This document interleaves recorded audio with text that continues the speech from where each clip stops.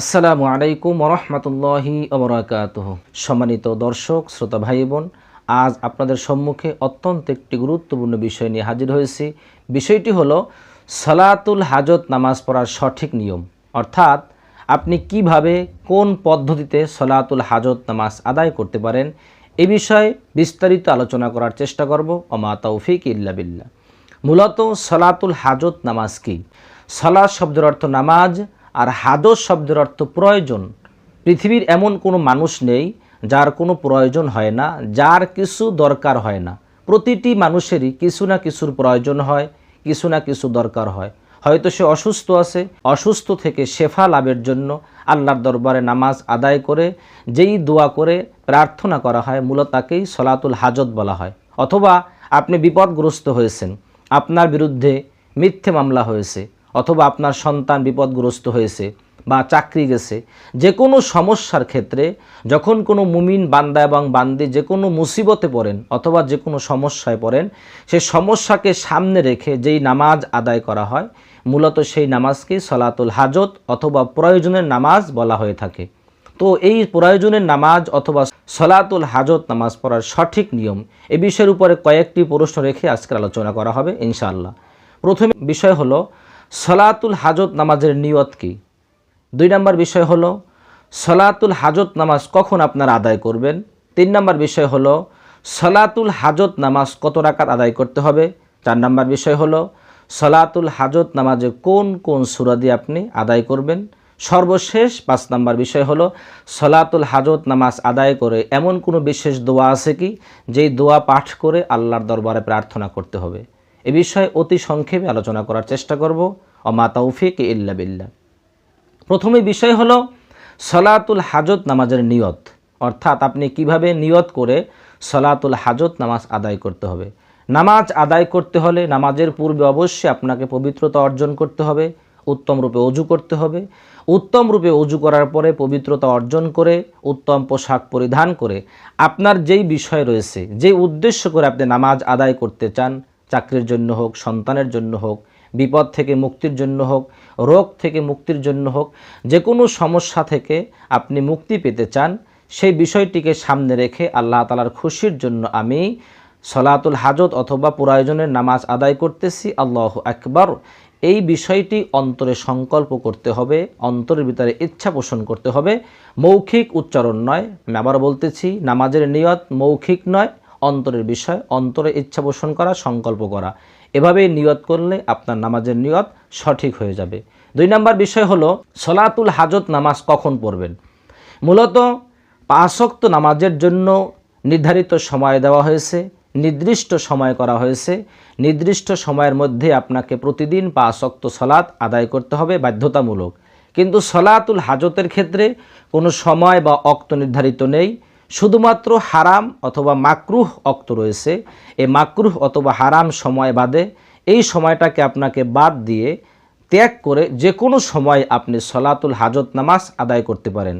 এজন্য সময় নির্দিষ্ট অথবা নির্ধারিত করা হয়নি, যে কোনো সময় আপনি নামাজ আদায় করতে পারেন। কেননা আমরা হাদিস শরীফে দেখতে পাই, রসুল কারীম সাল্লাল্লাহু আলাইহি ওয়াসাল্লামের সম্মুখে যখনই কোনো বিপদ আসতো, যখনই কোনো মুসিবতে পড়তেন বা যে কোনো সমস্যার ক্ষেত্রে আল্লাহ রসুল সাল্লাল্লাহু আলাইহি ওয়াসাল্লাম তখনই নামাজে দাঁড়িয়ে যেতেন, আর সেই নামাজকে মূলত সলাতুল হাজত বলা হয়ে থাকে। এজন্য সলাতুল হাজতের জন্য কোনো সময় নির্ধারিত নেই। যখনই আপনার মন চায়, শুধুমাত্র হারাম এবং মাকরুহ সময় বাদে যে কোনো সময় আপনি সলাতুল হাজত নামাজ আদায় করতে পারেন ইনশাআল্লাহ, তাহলে আপনার নামাজ অবশ্যই আদায় হয়ে যাবে। 3 নম্বর বিষয় ছিল সলাতুল হাজত নামাজ কত রাকাত পড়বেন। সলাতুল হাজত নামাজ সম্পর্কে আমরা যে হাদিসে বর্ণনা পেয়েছি, তিরমিজির হাদিসে বর্ণনা এসেছে যে রসুল কারীম সাল্লাল্লাহু আলাইহি ওয়াসাল্লাম বলেন, যে ব্যক্তি তার প্রয়োজনকে সামনে রেখে আল্লাহর দরবারে তার জাত এবং সিফাত প্রশংসা বর্ণনা করে কিছু পেতে চায়, কিছু চাইতে চায়, তাহলে সে যেন উত্তম রূপে অজু করে 2 রাকাত সলাতুল হাজত নামাজ আদায় করে। তো আমরা এই তিরমিজি বর্ণনা থেকে বুঝতে পারলাম যে সলাতুল হাজত আর মূলত নামাজ সর্বনিম্ন 2 রাকাত।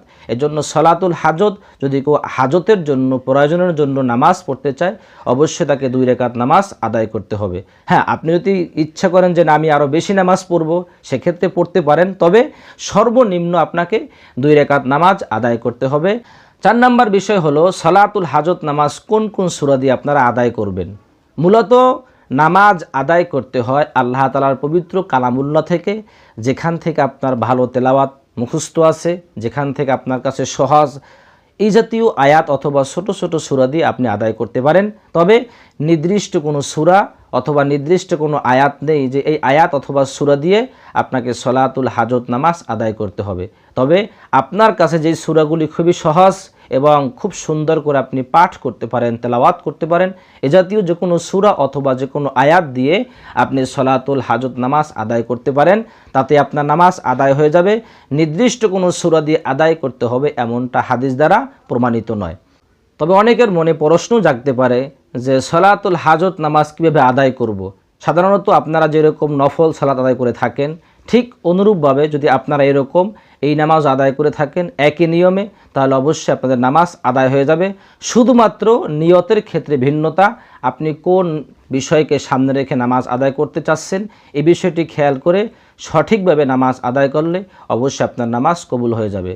সর্বশেষ বিষয় হলো সলাতুল হাজত নামাজের পরে বিশেষ কোনো দোয়া আছে কি, অথবা যেই দোয়াটি পাঠ করে আল্লাহর দরবারে প্রার্থনা করলে আল্লাহ তাআলা অবশ্যই আপনার দোয়া কবুল করবেন।